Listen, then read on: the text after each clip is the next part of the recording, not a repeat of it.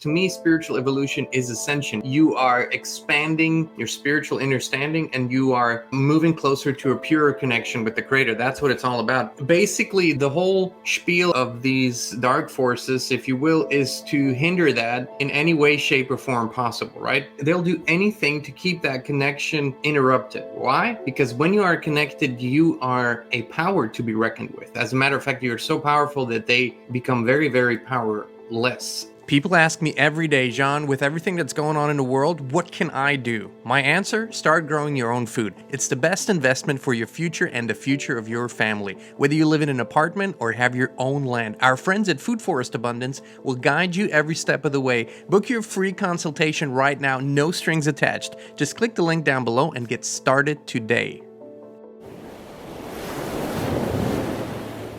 So what are the 6 major enemies that I identified? All of these 6 things that I'm going to mention, you can work on and you can heal and you can overcome. The number one thing that is keeping people from spiritual awakening, development, ascension, if you will, is trauma. The number one thing is trauma. Trauma is the worst enemy because it's unidentified for most people.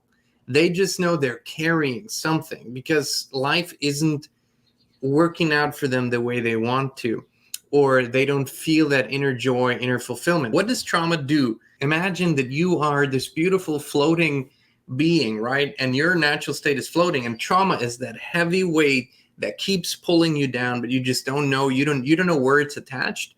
You don't know how it's pulling you down. You just feel it, and you're struggling against that, right? The trauma that we know of is kind of easier to deal with than the trauma we don't know of. And if it was bad enough, shocking enough for our system, it's compartmentalized and we don't know what happened. I don't believe in lay down therapies where you're on the couch, you talk about it. That doesn't do anything for me. And people go there for 15 years. You can heal your traumas or begin the healing process in a matter of a few hours. Here are 2 ways to do it. Number one, you go to thejourney.com. Check it out. We've mentioned it before. Read Brandon Bay's book, The Journey, and there's plenty of practitioners on that website that you can connect with. It's a wonderful process that has helped so many people. I believe to this day, one of the 2 most effective and fastest processes, right? So that's The Journey. The second thing is called family constellation or systemic family therapy.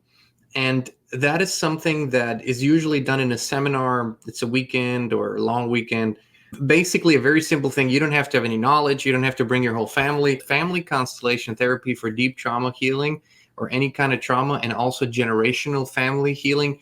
Absolutely perfect. Okay. Why this is so important is because if you look at the world and how brainwashed people are, not all traumatized people are brainwashed, but all brainwashed people are traumatized, right? Trauma is the basis for mind control. That is how it works. You first inflict trauma. You have the emotional foundation, and built on that emotional foundation, you can then do the mind control and brainwashing stuff. That's the mass formation psychosis that we see out there in the world. The second thing, and deeply connected to trauma, is addictions, right? Addictions are so widespread and we oftentimes don't identify them. If they're expressed in an extreme way, alcohol, drugs, sex, then you notice them, but they can be more subtle. You can be addicted to isolation. It's a big one for a lot of people. You can be, of course, addicted to your screens. You can be addicted to information input. But addiction, the expression of your addiction, isn't nearly as important as the root of the addiction, which once again is trauma. So you heal your traumas, and then you might have to work on teaching the body new patterns from that addiction. But if you remove the root cause of addiction, which is trauma, you very quickly also remove the need for the addiction. All of this, and I'll say this because it's so important, all of this has to happen without judgment, shame, and guilt. I know this is difficult, but judgment, shame, and guilt do not help whatsoever. They hinder the healing process, okay? The third thing, so we had trauma, addiction. The third thing is toxicity. Now, toxicity, I'm talking about all the substances. We are being poisoned from all sides and all levels, which on the flip side means we're very powerful because it takes that much poison to keep us in check. So the toxicity thing is, it doesn't matter if you look at radiation frequency toxicity, which is now everywhere, omnipresent. I mean, there are so many frequencies. There's so much in the air, in the invisible realm, that messes with us. So that's one thing. But I would say even stronger is the physical toxicity through water, bad food, sugars, high fructose corn syrup, aspartame, and all the chemicals, the preservatives, the pesticides, and everything that's in the food. So how do we deal with that? A toxic body, a toxic temple. The body, when it is so toxic, will literally keep you from having these spiritual experiences and from developing further. So detoxing and identifying the toxins in your life is highly important. The number one thing is food and water, right? I mean, what you put into your body, literally, yes, through the air, but food and water. You have to really make sure that you have the best possible water source. And eating clean, you should really move away from any processed foods, any processed foods. The best way to eat is purely grown, as fresh as possible, in moderation. We don't really need all that food that we put into our bodies. We need way less. And with blessing and gratitude for the food that you eat. This is highly, highly important. When we remove toxicity, what happens? Our body begins to function the way it was supposed to. The temple begins to function properly. Connected to that is an ability for you to be more coherent. So when you do your meditation, your breath work, it flows better because there's not inflammation in the body. The body isn't so concerned with trying to fix and heal things all the time. It can actually be an expression of your spiritual being. Okay, so this is highly important. Number 4. Alcohol and drugs, a big one, big trigger for a lot of people. I'll take a sip of coffee so you can just sit with that for a moment. People say, well, everything in moderation. Here's the thing. I'll give you my story, and then you decide. Because everything that I talk about here is personal experience, as always. So with alcohol and drugs, I was never a drug guy. Never interested, not in weed, not in anything. I used to drink alcohol. Not excessively or anything, but it was a part of my life. But when I really began playing music professionally, and I knew this was going to be a daily thing, to play music, to do band rehearsals, to go out on tour, play the gigs in the clubs and everything, I observed all the musicians around me, and I noticed they were drinking all the time. They were drinking during band practice. They were drinking before and after and during a show. And basically, you could say they were all on the spectrum of alcoholics. And so I realized, no, I don't need it. So I'm just gonna walk away from it completely. So what happened when I walked away from drinking alcohol was a spiritual revelation in and of itself. Why? Because even though I wasn't drinking it every day or anything like that, I had these layers of detoxing from it that I wasn't aware of. But what I really wasn't aware of is the haze that was slowly but surely lifting from my mind and perception. And I remember thinking at about 6 months after I had my last drink, or the last drink of alcohol, I was sitting out on a patio, and I was thinking to myself, wow, I had never realized what kind of haze there was. There was a haze that I didn't see anymore. It was like there was a fog of something that kept me and my consciousness apart, if that makes sense. Also, my perception. It's like everything was more delayed with alcohol in my life. I became way sharper, way faster, way more perceptive. So I had absolutely no reason to ever return to drinking alcohol.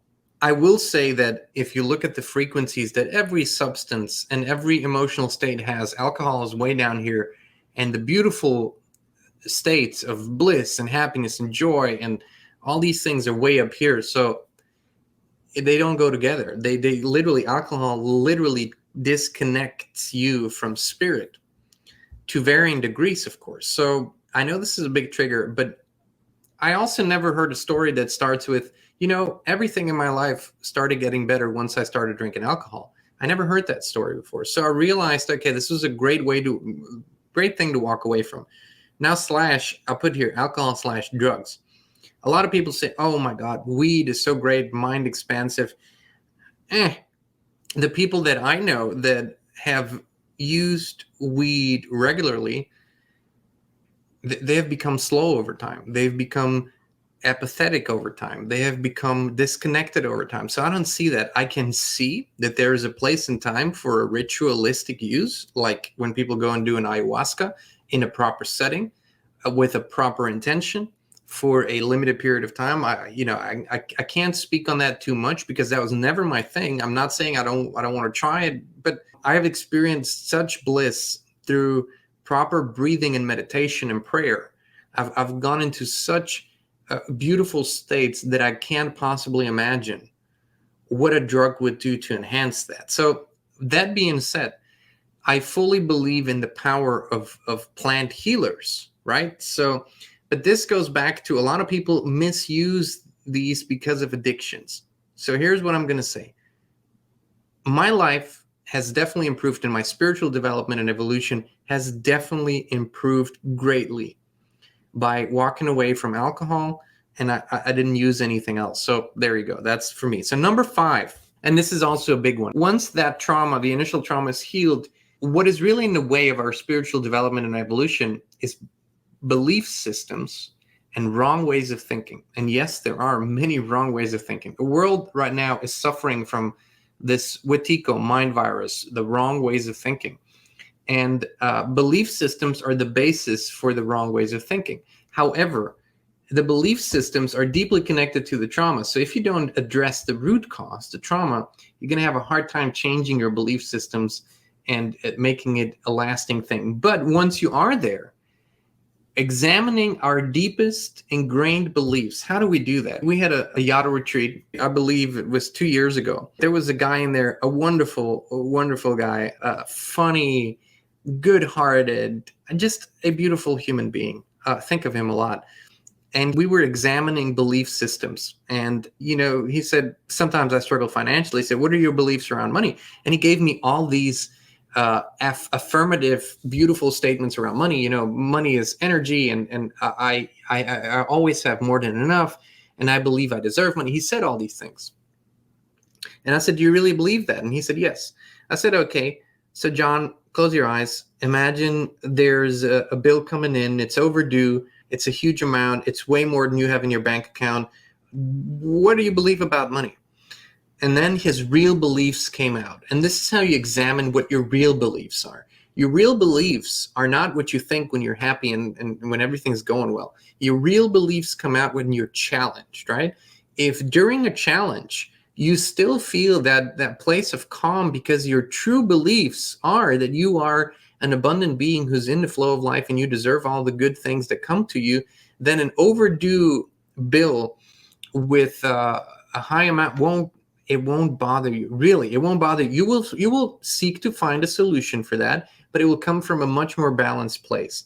So examining our belief systems and how do we change our belief system, this is really important. You need to understand one thing.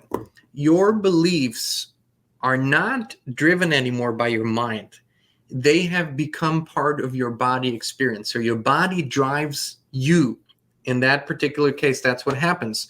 So the worry, the fear, the doubt that comes up, it's something that the body is used to. The body chemistry is used to producing these hormones, and the body only craves what it knows. Whether it's good or bad for it, it craves what it knows. So when we change our belief systems, we need to, number one, continually put ourselves in an open and positive state through practices, meditation, prayer, nature walks, whatever, anything that puts you in an open and positive state, receptive state.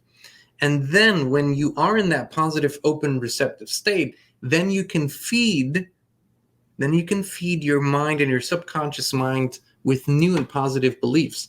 That's when affirmations really take root and work. That's when you say, I'm best friends with money. Money comes to me from expected and unexpected sources. I have a very healthy relationship with money.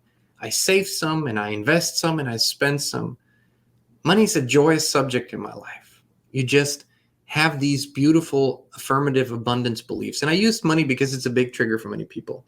So once we change our belief systems and make them positive again, and also make them real and authentic again, our ways of thinking begin to follow. Because right now, so often, our ways of thinking simply revolve around experiences and memories from the past. And that's not thinking, that's just replaying. It's a different thing. Most people don't think, they just replay the same movie over and over. A bad, negative memory from the past, and any consequence from that bad memory from the past is being replayed over and over and over again. But when we begin to heal, change our beliefs, we start to think creatively again. So these are thoughts that go into the future, they go into creation. They are positive, they're open, they're receptive, they're beautiful. So that's the fifth thing. One of the biggest enemies of spiritual evolution development are wrong ways of thinking and belief systems. And then we come to number 6, and that is a lack of discipline. And another big trigger. But we need spiritual, mental, and physical discipline for whatever we do in this life. There is a huge difference between effort and discipline. Effort is the thing that you use, willpower you use to get yourself to do something that you're not excited about, and the outcome isn't particularly important to you either. So this is what you use, is effort. Discipline to me is what I need to show up when I don't want to show up, but I know the outcome is wonderful and I love how that feels. So that's discipline. So discipline for me is not a hard thing. I was a professional athlete. That's the number one thing you need. You got to show up so many times when you don't want to, and you learn to absolutely push through when it's not convenient. The discipline, the daily showing up for your spiritual, physical, and mental practices, exercising your body, exercising your mind, exercising your spirit. Yes, your spirit needs exercise too. Stretching it, expanding it, working it, loving it. It's part of discipline too. In our world where you're supposed to criticize yourself all the time, loving the deepest part of you unconditionally is also something that requires discipline. So lack of discipline is also the greatest enemy of spiritual development. Spiritual evolution development does not just happen. It doesn't just happen when you sit around. It is something you do. It is something you do actively and something you do with conviction, intention, and you do with endurance, right? If you do not show up for that, if you do not have that inner beautiful inspiration to keep doing it, you're not going to make that expansion, right? You're not going to make that evolutional leap. But this is what this time is all about. People call it ascension, awakening, whatever it is. It requires discipline.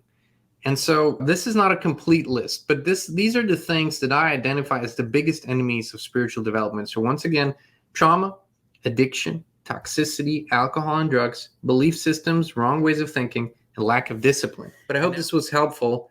Wishing you all a wonderful day. Much love to you.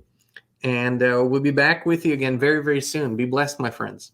Would you like to get access to exclusive content as well as being part of a community of like-minded people posting, sharing, and connecting on a deeper level?